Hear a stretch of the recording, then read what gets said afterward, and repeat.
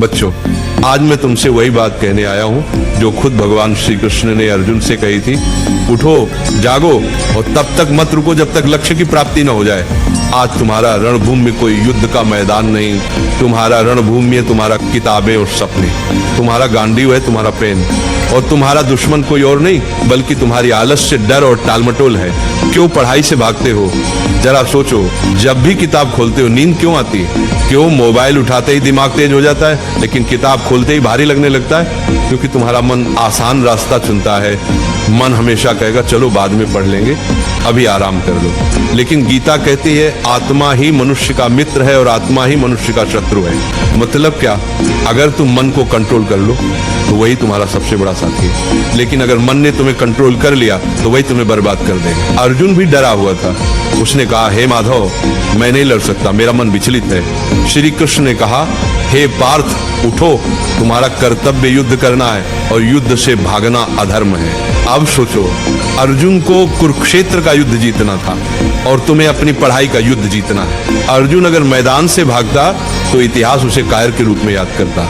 अगर तुम पढ़ाई से भागते हो तो आने वाली पीढ़ियां तुम्हें हारने वाले के रूप में जानेंगी। गीता का सबसे बड़ा संदेश है, कर्म करो, फल की चिंता मत करो। आज अगर तुम 5 घंटे पढ़ते हो तो तुरंत रिजल्ट नहीं दिखेगा, लेकिन ये मत सोचो कि मेहनत बेकार जा रही है। हर दिन का पसीना, हर दिन की पढ़ाई तुम्हारे अंदर ज्ञान और आत्मविश्वास का पहाड़ खड़ा कर रही है। फल अपने समय पर आएगा और जब आएगा तो दुनिया तुम्हारे कदम चूमेगी। आज तुम्हारा असली दुश्मन पढ़ाई नहीं, तुम्हारा असली दुश्मन है आलस्य, ध्यान भटकना, सोशल मीडिया और कल से पढ़ेंगे वाली सोच। गीता कहती है संयम ही सच्ची विजय है। अगर तुम अपने दिमाग को मोबाइल से हटाकर किताबों पर टिकाना सीख गए तो तुम वही विद्यार्थी बन जाओगे जिसे देखकर लोग कहेंगे ये लड़का भगवान की दी हुई मिसाल है। याद रखो, अर्जुन ने युद्ध इसलिए जीता क्योंकि श्री कृष्ण उसके साथ थे। तुम्हारे पास भी श्री कृष्ण है, तुम्हारे गुरु, तुम्हारी किताबें और तुम्हारा विश्वास। जब भी थक जाओ ये मंत्र याद करो, उठो अर्जुन, पढ़ाई तुम्हारा धर्म है, पढ़ाई तुम्हारा कर्म है। तुम्हारा धर्म अभी सिर्फ एक है, पढ़ाई। बाकी सब इंतजार कर सकता है लेकिन समय नहीं।